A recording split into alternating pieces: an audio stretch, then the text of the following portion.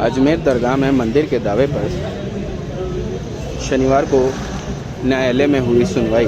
विष्णु गुप्ता के वकील ने जवाब किया पेश। अब 19 जुलाई को होगी अगली सुनवाई। अजमेर ख्वाजा मोइनुद्दीन चिश्ती की दरगाह में शिव मंदिर होने के दावे को लेकर आज न्यायिक मजिस्ट्रेट संख्या 2 के सामने सुनवाई हुई।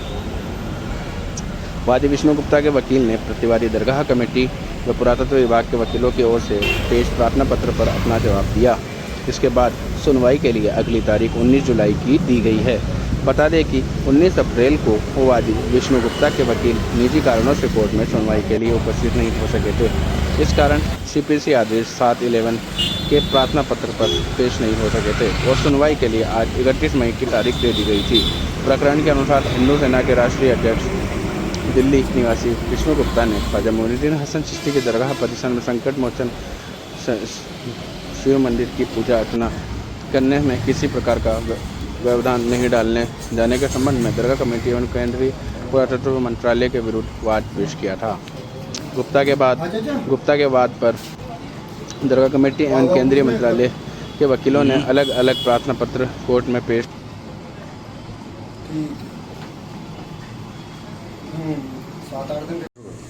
आज संकट मोचन महादेव मंदिर वर्सेज अजमेर दरगाह मामले में अजमेर जिला कोर्ट में माननीय मनमोहन चंदेल जी की अदालत में सुनवाई हुई। लास्ट तारीख पर अल्पसंख्यक मंत्रालय और एएसआई द्वारा आपत्ति दाखिल की गई थी। उस आपत्ति पर आज हमने अपना जवाब दाखिल कर दिया है। जवाब दाखिल करके हमने उस जवाब में मांग किया है कि 7/11 जो दरगाह कमेटी की ओर से लगाई गई थी वो खारिज की जाए और 7/10 जो लगाई गई है वह 2 और 3 की तरफ से वो खारिज की जाए। और हमें उम्मीद है कि इन दोनों की ये पटिशन जो इन्होंने आपत्ति लगाई आपत्ति खारिज होगी।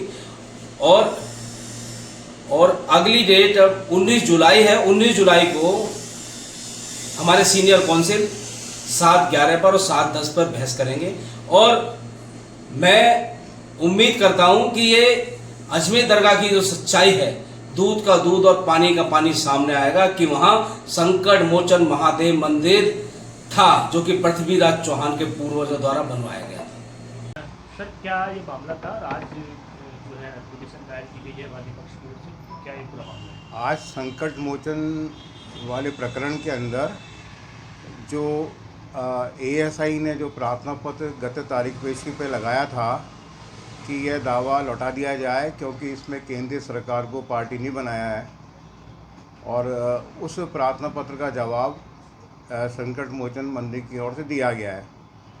बहस के लिए उन्होंने समय लिया है और जो दरगाह कमेटी ने आदेश 7/11 सीपीसी के तहत दावा खारिज करने का प्रार्थना पत्र पेश किया था, उसकी बहस के लिए भी वादी ने समय लिया है।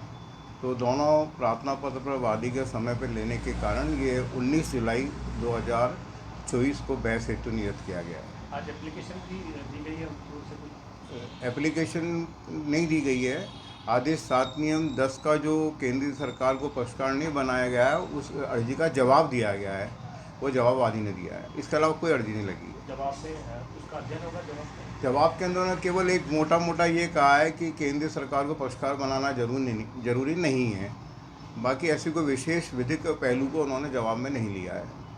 और मेरे मत में बिना केंद्रीय सरकार को पक्षकार बनाए एएसआई के खिलाफ दावा कदापि नहीं चल सकता।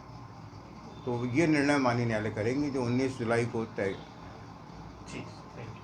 जी वैसा बात दरगाह और संकट मोचन महादेव मंदिर की तारीख थी, क्या रहा है आज का? संकट मोचन महादेव मंदिर व दरगाह विवाद में आज तारीख थी।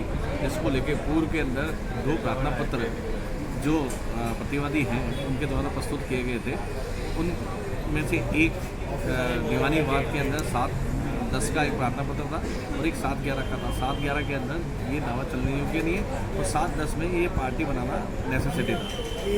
तो जो 7/10 था उसका जवाब पूर्व में नहीं दिया हुआ था, वह आज जवाब प्रस्तुत किया गया जिस पर तर्क ये दिया गया कि जहाँ पर अल्पसंख्यक विभाग व पुरातत्व विभाग को जो केंद्र सरकार के अधीन आता है उन विभाग को ही स्पेशल उन्हीं का काम है उनको पार्टी बनाते, तो स्वतः ही केंद्र सरकार इसमें पार्टी बन गई। इसलिए केंद्र सरकार को इंडिविजुअल पार्टी बनाने की कहीं आवश्यकता नहीं थी, इसलिए दोनों को पार्टी बनाया। ये जो प्रार्थना पत्र खारिज किया जाए। ये हमारा तर्क रहा, जो कोर्ट के अंदर जवाब के रूप में प्रस्तुत कर दिया गया।